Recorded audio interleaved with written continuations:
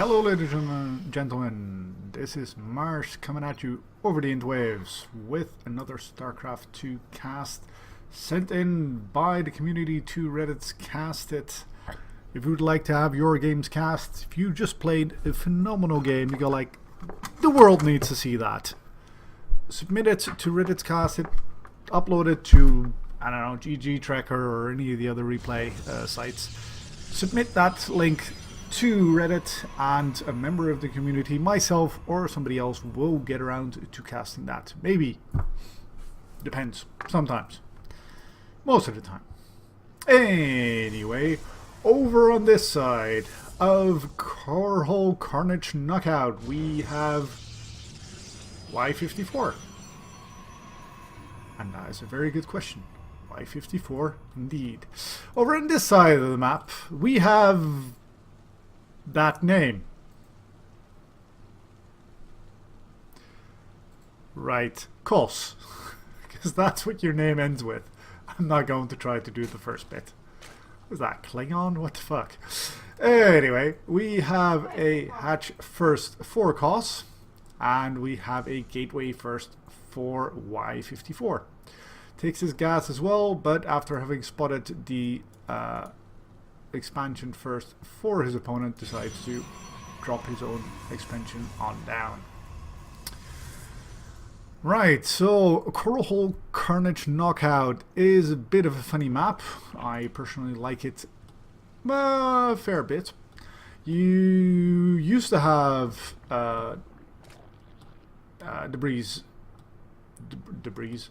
here, but now you just have debris here, so you can knock down this and it will, you know, keep you here fairly safe from your opponent just walking in with early game units such as, you know, two, well, he's not making any, but you know, two thingamabobs, the lady zealots, what are they called, under the H key. I swear I play this game. I even play Protoss from time to time. Adept. Yes, it's an adept. You can't just walk into to adepts here and then, you know, kill your mineral line if this is down. So this is done by some people, and other people choose not to do it. You can do that. You can take that down. You can safely take a third base and sort of macro up. Unless you're playing against anyone that drops, which these days is pretty much everyone. Mostly Terran though. So we've got fairly normal start on both sides. We've got a third being put down for Kos, and yfiftyfour is saturating his slash her. We'll go with his purely due to the general people that tend to play StarCraft. It is still the majority male. Saturated space. We've got 28 workers to 27. Speed's almost on the way, and a stalker coming out for yfiftyfour. So, take a short checks here for the third. Nobody has actually taken down the rocks, and speaking of rocks, we also have, so what I was mentioning over here, we have three bases to get together, and on either side we have another piece of debris. This one's 2000. I'm not entirely sure what happens with this one once you put the cooling tower down. I suspect it's approximately 2000. And these things do have, however much armor they have, 3. So if you put down a bunch of Zerglings, it's not going to go down that fast. So we've got a bit of a slow start. Those are those adepts. Yes, it's true. It is called an adept. I'm not a complete moron, which is always good news. And Kos is about to lose his second overlord. There was a third one coming in over here, or is that this one? Lives for a tiny bit of time. Did Kos see? That was the wrong button. Did Kos see the Stargate? He did actually see that. So possibly, maybe, he'll be able to react accordingly. And Phoenixes it is. goes. There goes the scouting thing again. So he does, if he didn't click on it when it was still building, which is entirely possible because I too am not that good, then he now knows it for certain. Third base up. 48 workers, 241, and ooh, well, he's taking his spore crawler seriously. 2 in each base. And if your opponent is going mass Phoenix, then that pretty much pays off. I know that people in the professional scene tend to go with 1 and like do queens for the rest of the defense, but well, my queens tend to do that and then stay there, and then they get lifted and they die. Like if the phoenixes were to come in here, they're not, they're going to come in here. See the spore crawlers, they could pick up that queen, and because there's only 2 they can't one-shot it. But with 4 phoenixes you can one-shot the queen. When one-shot I mean you can lift it up with 1 lift up without too much worries. He's going to get 1 overlord for his trouble.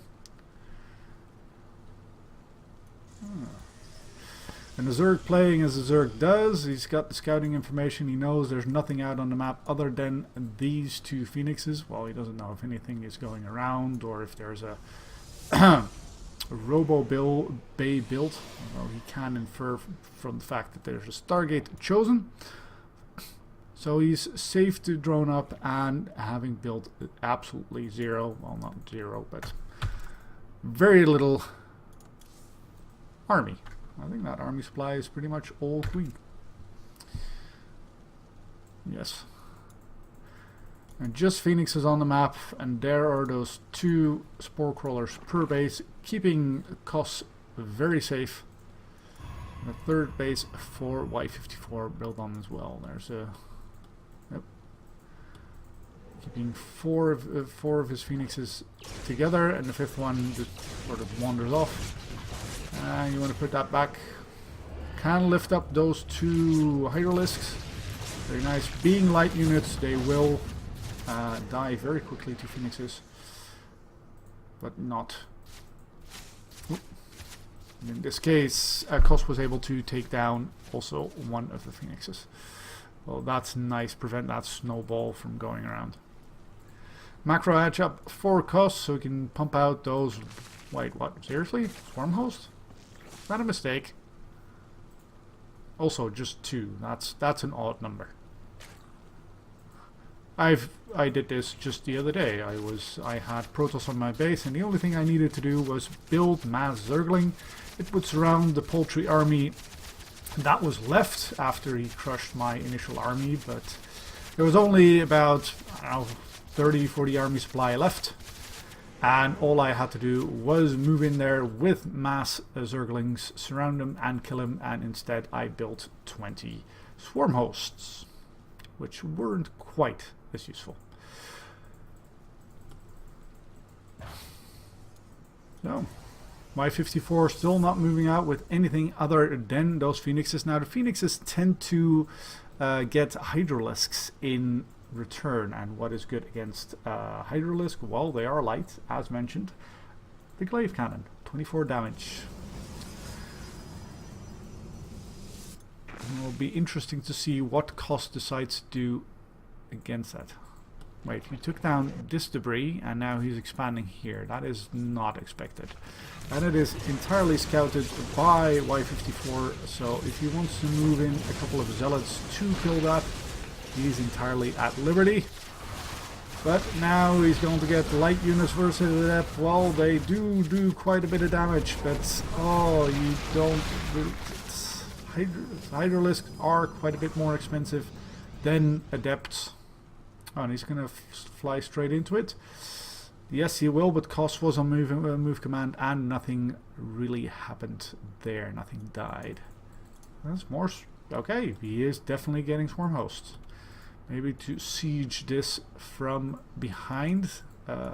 All locusts, they're called, do fly in before they find their targets, so they can just fly over this. And it's an interesting strategy. I'm not sure how much you can kill with just 4 of them though.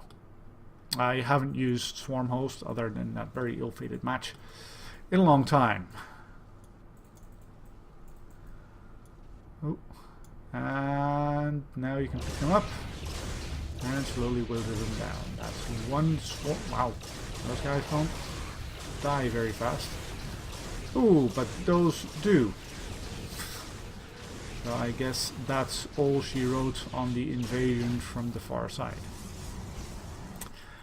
Kos took down this little bit of debris as well, so you can saturate this base easily.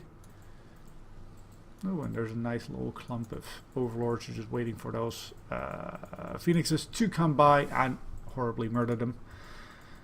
The Ursa duck being annoying there. And Y54 spots this and is got like, I am in entirely the wrong position, and moves his army there. Slow warping of adepts, not going to be very useful, and Kos is in the base of Y54. Now there is a good concave for Kos as Y54 moves in his adepts. If they still survive, they will actually get to the back of these Hydralisks. The Hydralisks put out quite a bit of damage there, and it's a very equal trade, both losing their armies, but Kos coming out with no army whatsoever, while Y54 does actually maintain a couple of stalkers. What is that? 3 adepts, and those didn't do anything. They just sort of lumbered up at the end of it there. And Y54 takes his 4th base as well. What do we got here? That's the Phoenixes. Now let's see, what is Kos remaxing on? More Hydralisks. Okay, you can do that. That is entirely your prerogative. In the meantime, Y54 is getting Storm. He's got 2-1 upgrades, about to get 2-2 versus 1-1. 1-1-1 to be specific. Oh, and there goes those locusts. And it turns out 4 Swarm Hosts are not enough to kill a Nexus. Although if he decides to do this again, it most certainly will be. We've got Y54 moving out over on this side. And with Dleghtithikos moving down into that lovely concave, he does get a number of very nice shots off. You do not want to go up there, and Y54 bravely decides to back on out. And that was a nicely fortified position, with Kos being able to provide the concave pretty much completely. So Y54 deciding to move to the other side of the map with the... Right, how does he see that? The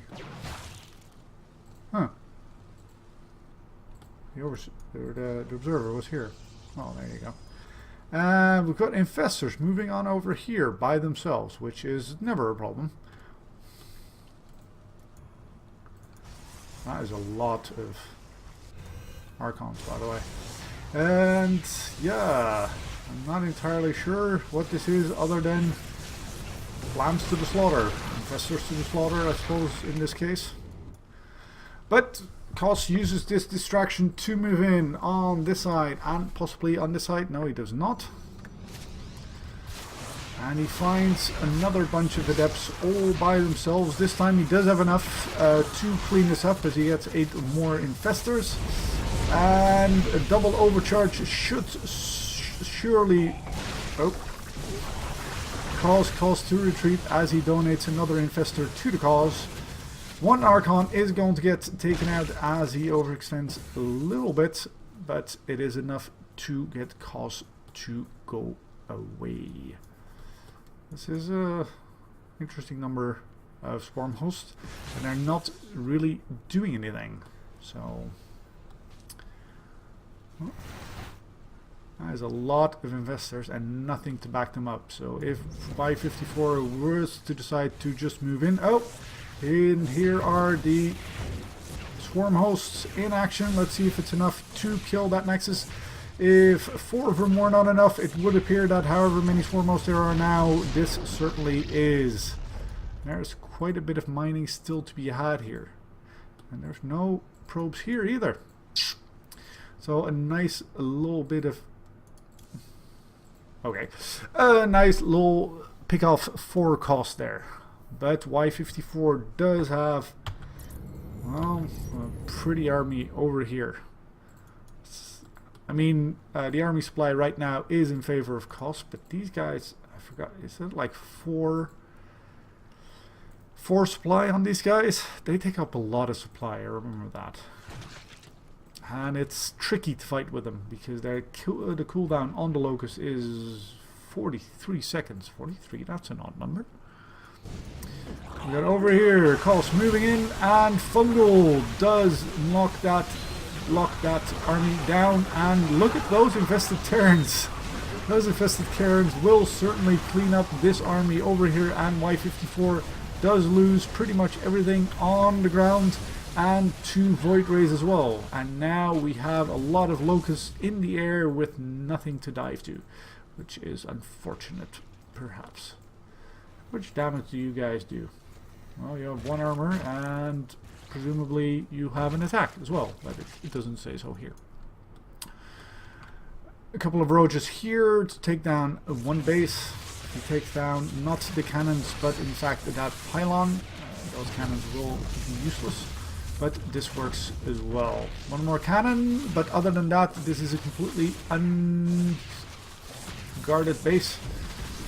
2 stalkers being worked in, that's not going to be enough.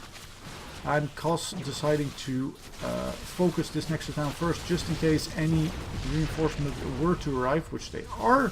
Oh, look, it's 2 Archons who are going to get absolutely melted, and enough time on these thingies left to clean up the rest of this. Well, not quite everything, but with 2, is that all he's got?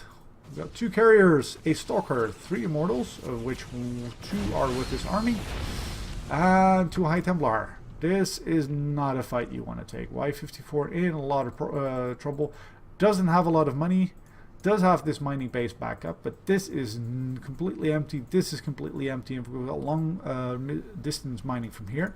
In the meantime, this for cost is oversaturated. This is empty. This is still empty, but or still mining, but the gas is empty, and this doesn't have anything. Completely empty. Getting a spire. Now look at that observer, just showing where all those nice, juicy, defenseless infestors are.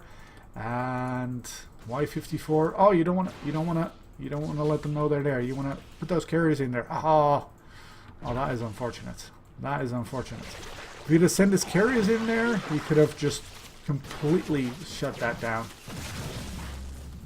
Instead, he loses a stalker.